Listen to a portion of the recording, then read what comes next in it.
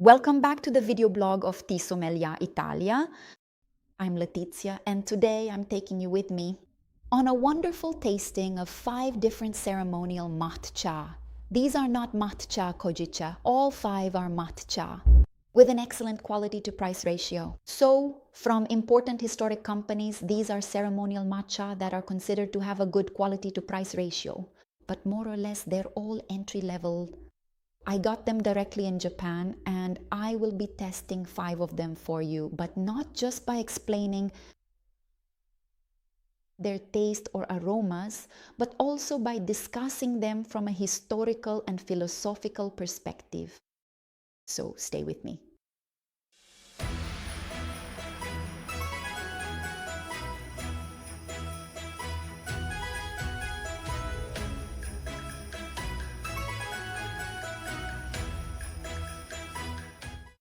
Hekisuien is a historic tea producer based in Kyoto. It's less commercial than Marukyu Koyamaen, but it's highly respected in practitioner circles. Hatsumukashi is a typical matcha usucha, often considered a good quality entry-level option, even for daily routines. The matcha kinusu, on the other hand, is a classic usucha widely used at events and in various settings. Now, I will start this tasting to also evaluate the sensory profile of these teas. Stay with me. Let's start by sifting the matcha. I will use a special sifter.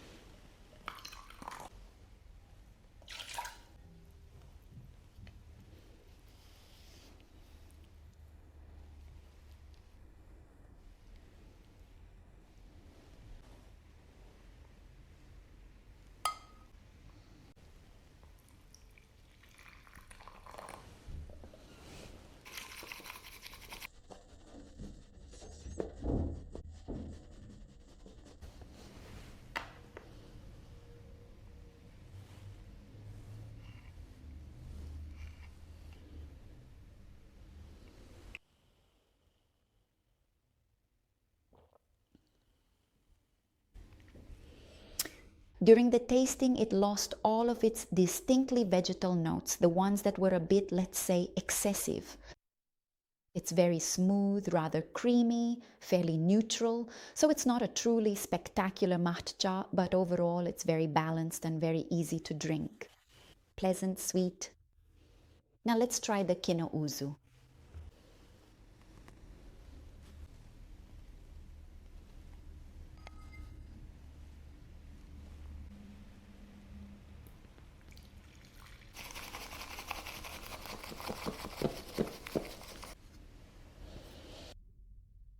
The vegetal part, the grassy note, is more pronounced. However, the body is slightly fuller and it's a bit more distinctive as a matcha.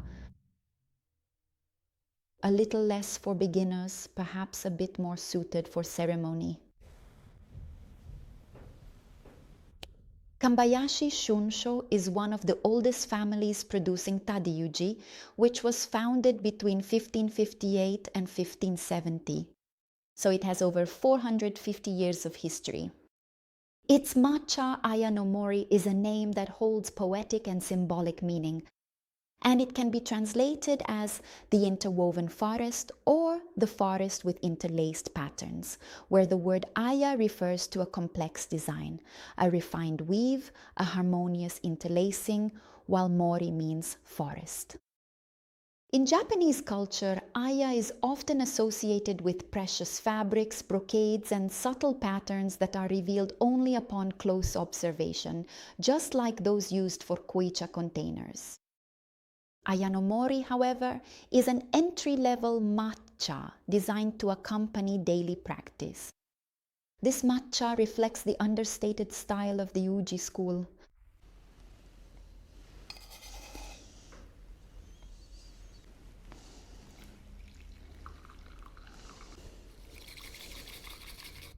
As you can see, it struggled a bit more to form a foam, so it's definitely a little less rich as a matcha. Let's try it. Completely tasteless.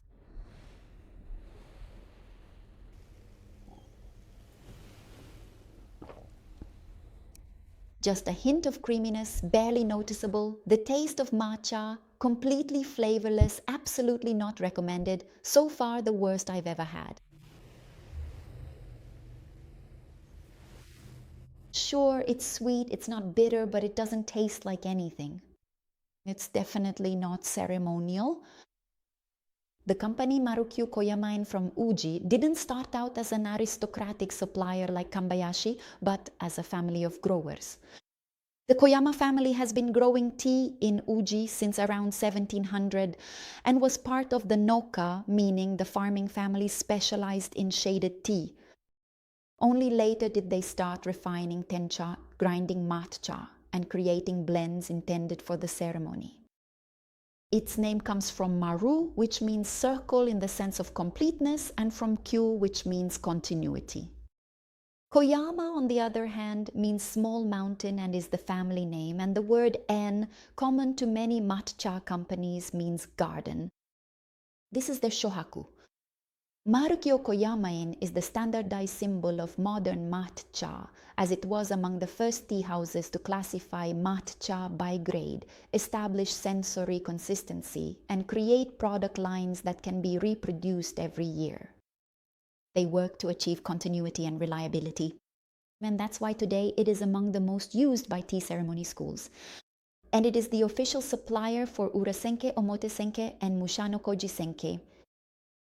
Many of their matcha are the konomi preferred selections of the great masters of these schools. Shohaku, in fact, is sold as Urasenke Okonomi, meaning one of the preferences of the Urasenke school, often associated with onsai by Soshon. It is presented as usucha with an excellent quality-price ratio among the konomi. Now let's take a look at Shohaku from Marukyu Koyamaen. Actually, I already know Shohaku because it's the matcha used for quality. Also used by Urasenke in Rome. So I drink it very often, but by comparing it, I'll tell you what I think about it.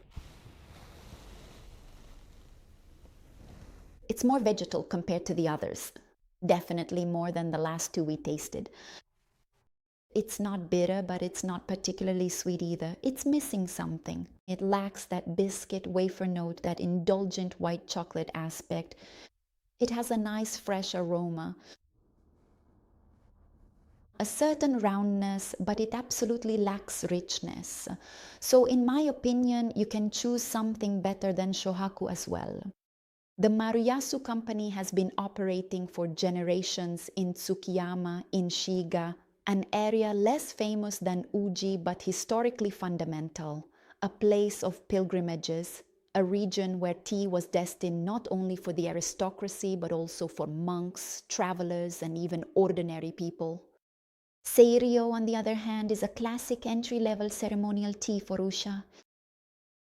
The name means blue from 6, which is a blue-green, and rozuyu, meaning drop of dew.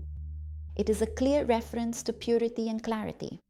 Dew is often mentioned in waka poetry as a symbol of youth, freshness, the beginning of the day, and a heart not yet burdened. Seiro is in fact conceived as an opening matcha for those approaching the practice or for morning moments. Not deep like a long meditation, but perfect for preparing the mind. The foam is already more beautiful, more radiant.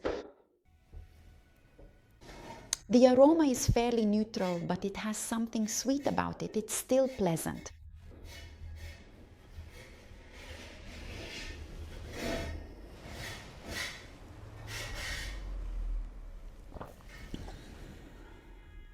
It features a medium body, is moderately delicate in its profile, while remaining remarkably soft, perfectly balanced and pleasantly sweet.